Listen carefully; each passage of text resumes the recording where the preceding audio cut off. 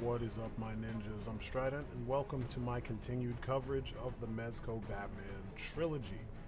So today, we are going to take a look at the Sovereign Knight. Now, I wanted to start this off with a little intro because they did several versions of each of the figures, and I've covered them in the past in other videos. They did the standard gray and black, then of course they did the gray and blue, then they did a black, I think they called him the Onyx edition, which I wish was the first one they did because, you know, that is kind of where you build from, in my opinion, since, you know, most of us like Keaton bats, and it would make sense for him to be, you know, black with the old school emblem. And, you know, I missed out on this one because it was the third one. I had already gotten the Sovereign Knight by the time this came out, so I wasn't really planning on buying another one, you know? I mean, how many Batmans do you actually need? And then again, they did another one. This time he was solid black, like full stealth. And this one came with Black Mask.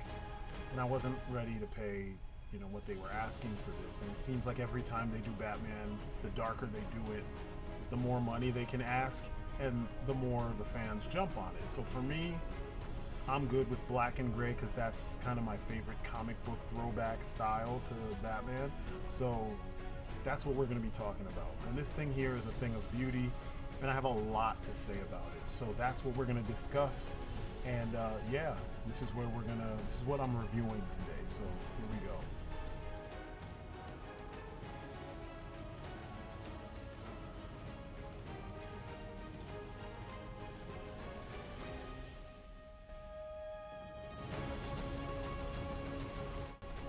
So I have been so geeked to be looking at these guys. I love the fact that Mezco went in the direction that they did, where they showed Batman throughout his whole like career, you know, the beginning, the middle, and then the end. And I figured, you know what, I'm gonna keep on going, and I'm gonna give you the coverage of all of them. And we're talking about the Sovereign Knight here, which is like the most cinematic, like legendary version of Batman in his prime. You know, the thing we just refuse to get in film. And I love this look. I feel like it's the best look that they've done. And yes, it doesn't have the physical one doesn't have all the line work that you see here, the panel lining. It's not as dark. It even looks photoshopped in, you know, the images that you saw before it was released. But if you look at the actual figure as it was released, it's lighter, but the panel lining is there. You just have to get up on it to see those details, which, I mean, let's be real. If Batman's doing his job, no one would ever see that shit, you know? I love it because it has shades of, you know, the Arkham City stuff, you know? When we get up on the sculpt and paint, you just see so much detail. I mean, look at that face. He looks so serious and so mean. The horns are a little smaller this time, but you can see more of a helmet. You know, like there's armor built into the cowl, and I love that. And the lines of the armor built into the cowl actually give him more of a scowly kind of face to add to that look. The cape is thinner this time, and I love that. And the symbol is a little bit more pronounced than it was on the other one. Also, the belt is smaller. When I say other one, I mean Ascending Knight. But overall, this is the image that we think of when you think modern bats, you know, gray and black, yellow or gold belt. It's got to be somewhat muted. And, you know, the physique is there. He looks buff. He looks strong. He looks like this is the guy that would maim you as he pops up, you know, out of the shadows to right whatever wrong you chose to do. This is the one that, like, in my mind, it's at the level that I always wanted. You know what I'm saying? It's the level that he should be at when you buy a Batman figure at any time.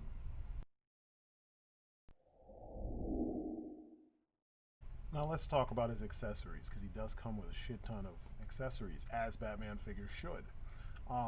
It's the usual kind of setup that you get with Mezco figures, where you get a bunch of hands, a bunch of heads, and then a bunch of stuff that's vital to the character and how they operate in comics, movies, video games, whatever. And all of this stuff is mostly stuff that you would expect all figures to have, all Batman figures especially. Of course, you have the stand with the symbol on it, which is beautiful. and it works really well. Um, the arm is a little bit thinner than like with the Dark Knight Returns version that they first came out with. Of course, you have the trusty bag. I love those. And then this is where I want to spend some time here is the grapnel gun. It's more futuristic than the past one. These the grappling hooks itself, they're closed, whereas the previous one, they were open and you had one closed one, and I don't understand why they changed that. Um, but it's the same gimmick. You have one less version. Like on that old one, you had a closed one and an open one, and all the rest were open. So then when he fires it, it's open. You can use the ones from the previous ones from the Ascending Knight in the Sovereign Knight gun. It's just not very secure. It kind of just sits there. So for photographs, it'd be perfect. But it won't stay securely. So if you have him posed that way, expect if you're playing, it's going to fall out. But the grapnel gun's a little bigger, which gives you the idea that it's more powerful. And it does fit securely in his belt, just like the previous one.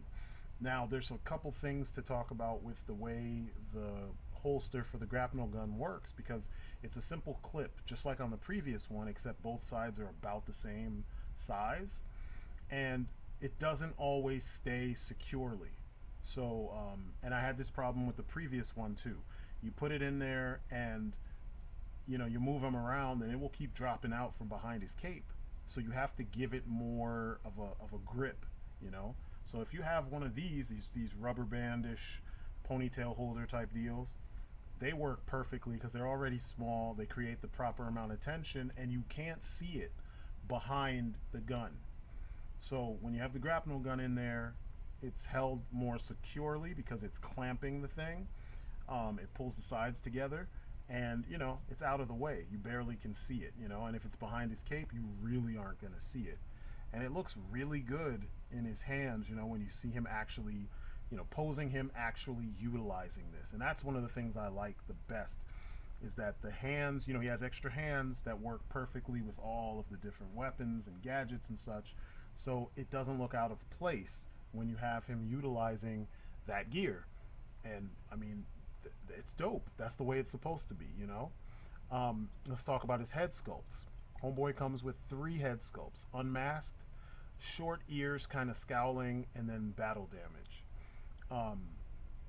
I'm not a fan of the short ears. I love the other 2 heads though. The expression is awesome. The face is pretty much the same. And I like this here because you can see the younger face and the older face. The slightly older face. He's got gray on the temples when it comes to the Sovereign Knight, but he was, on the younger one, he had, dark hair, no gray. He had a little bit less of the lines going on in his face. It's pretty nice. You see a gradual aging. There's a little bit of stress, like lines and such in his face, but it's not like overdone. As far as his physique, he's a little bit more buff, just a little bit. Like you can see it in the torso. Like the old one, the Ascending had like more rib stuff going on. Here it's all filled in with muscle. Like you see that his upper diaphragm, the ribs are more pronounced the way he's built, whereas on this one it's all filled in with muscle as if he's still getting bigger. He's still bulking up to be stronger, which is pretty cool. It's showing a definite evolution. Same with the belts. Big belt, it's smaller and compact now because he's got his tech. Even though I prefer the bigger belt, you can see the old belt kind of felt like that, which makes sense. And then the new belt feels more like this. So they took cues from the Arkham games. Here's the short ears. A lot of people dig the shorter ears. I don't. I mean, it fits on the Dark Knight Returns, but I prefer the longer ones. It looks better in the silhouette because it's more pronounced. And yeah, but this looks good too, so if that's your jam, you got it, you know what I mean? And the battle damage. Now, I love this battle damaged mask because it could be used for so many different situations. And, it also shows that Batman gets down and dirty and sometimes gets in over his head and has to figure out how to get through whatever it is he's going through. He has to beat whoever he's dealing with. Like evil Superman from, whichever evil universe, because I don't buy the whole, goody two shoes Superman getting his ass whooped by by Batman, just because, I feel like this other accessory that we're looking at here, the Kryptonite Knuckles, would be perfect for situations where an alternate universe Superman comes to, the mainstream DCU, and Batman has to deal with him. Because honestly, I don't see any reason for those two to be fighting otherwise. But the accessory itself looks good. It's a separate hand. It's sculpted that way, and it looks good. It looks really good. It actually looks like something he would design to deal with him. Also, he's got the Sonic Disruptor. It's a separate device. I love it. It's got a similar design to the grapnel gun, so it feels like Batman's own stuff, Here's his explosive Batarang, which I dig. It's slightly larger than the other Batarangs that he has, and it looks great. It even looks like the symbol that you saw on the Batman Unlimited toys, which were garbage, but, it's a cool symbol. But I like it because it feels like, a slightly, more teched out version of something that he already always uses, So you can always do that whole, exploding Batarang. And then he has the Bat Drone. And I love this because it feels like something that Batman would have flying around that you wouldn't really notice. I think the Telltale games had this be a part of the arsenal where he had the little drone flying around so he could get a view to areas that he normally couldn't, see from the ground. And I think that's pretty awesome that they came up with this because it makes sense. Batman is essentially a really, really high-tech special ops, soldier, urban ops soldier, so he needs that. And then his Batarangs. These Batarangs are beautiful, and they also still mimic the same style as the exploding one. He has open hands that you can easily do what I just did here. He doesn't come with hands where they're sculpted in. So, when you're making pictures and stuff, it makes it a little bit of a, there's more work, but it's really simple to do. He comes with 10 of them, so you have no excuse. You won't lose them. But as usual with Mezco, wait up, there's more.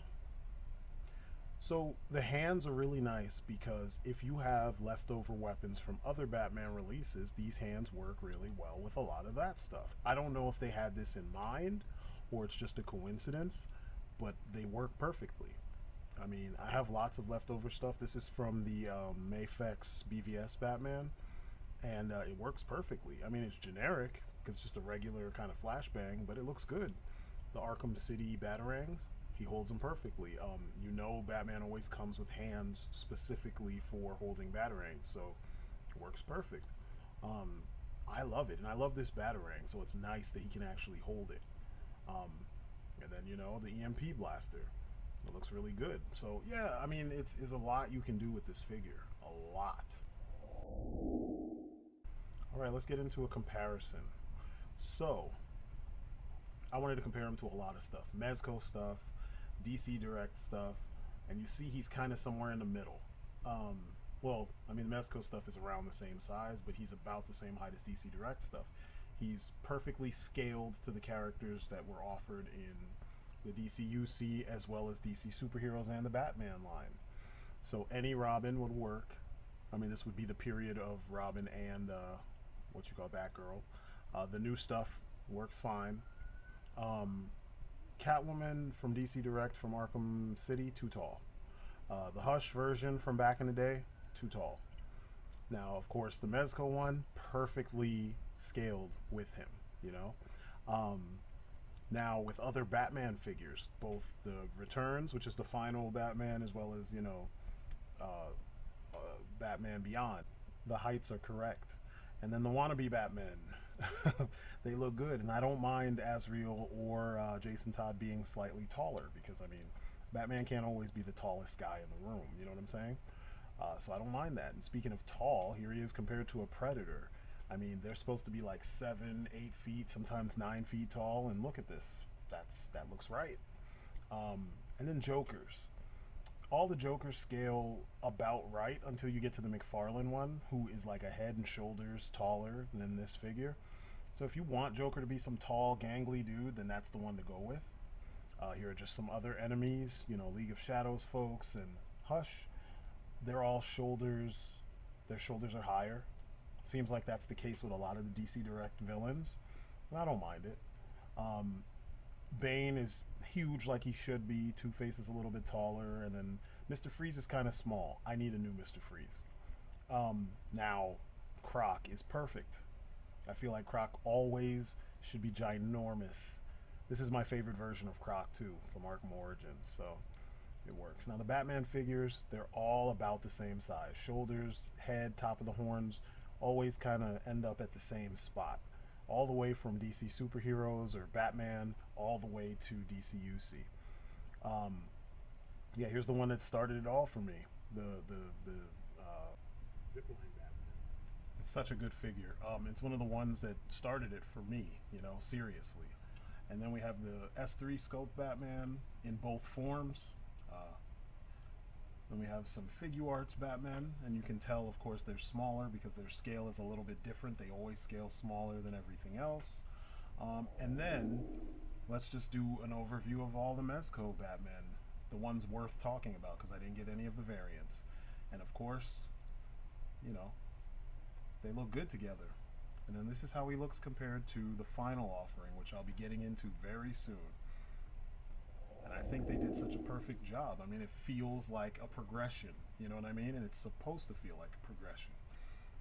Things change, certain things get bigger, certain things get smaller, certain things get rougher. Elements of the first design are still there, even though the Supreme Knight is essentially using a recolored Black Ops Punisher costume, you know, with different boots and different belts and different knee pads. Here he is next to Soups. I think they look awesome together. So I'm super good with how this came out. It's perfect, in my opinion. Nothing is lacking. And, you know, Cavill is my Superman, so that's just the way it's going to go. And here he is with the rest of the league. And I think he fits in perfectly. It almost puts the Affleck suit to shame, even though the Affleck suit is pretty dope. This just feels more like it belongs in the DC universe without many changes. And now for the bottom line. You know how much I love the bottom line. So this guy just looks amazing, and he's well done too. It's not just the look, it's how everything works together for the benefit of the whole. He's just such a well done figure with a lot of thoughtful engineering and thoughtful accessories, and it's just like a good combination of what we've seen on screen, what we've seen on the page, and, you know, what we imagine, you know, because if you've learned anything about Mezco, Mez is a huge fan of Batman, which is why we get so many Batman figures, and also Batman is fucking super lucrative. You know, he's so popular that it's easy for people to you know, do Batman figures and make all the damn money. So, you know, it's one of those things. But he looks good in any situation, just about. This fits Batman. This is like the definitive, you know, Batman Prime, you know? And I love it. It looks really cool next to the other heroes. And he looks good in, you know, his own element, you know? But the fact that he can do both, that's awesome, especially for a cloth-based figure. He doesn't look out of place. The texture is the right scale. And it all just works. So, you know, this is a win-win for anybody who picks this guy up at a decent price. Don't pay over, you know, 80, maybe 90 bucks. But this is like probably one of the definitive Batman figures out there. It's the best prime Batman that I've seen in a long time, and you should get him. And, you know, a lot of reviewers, like I've mentioned in past videos, a lot of reviewers, a lot of just collectors or just people have tried to talk down the quality of this figure and say that it's not nearly perfect by any stretch of the shit, quote unquote. They've said weird things like, you know, the proportions look weird and blah blah blah. I mean, you're seeing him on screen now. The proportions look fine. He's actually less like over exaggerated as far as his proportions than other, you know, figures that we're used to. You know, he's got a little bit of a belly with those muscles, you know, because that's where the belt needs to be. And, you know, if you have the mass that he has, you'll have that. So he's more on the realistic side. I mean, you can't see every striation of muscle. I mean, even, you know, Batfleck had it more musculature showing than this guy does. So I mean, don't listen to the haters, and you know, like I said, pick this one up if you can find them for a good price. And overall, I've said all that can be said, and it's my story, and I'm sticking to it. So this has been my look at Mezco's Sovereign Knight. It's a stellar figure, quality release. It's S-class stuff here. I mean, there's not much that he can't do that you need him to do. And yeah, that's it for me. You guys have been great. I will see you on the next video. Peace outside.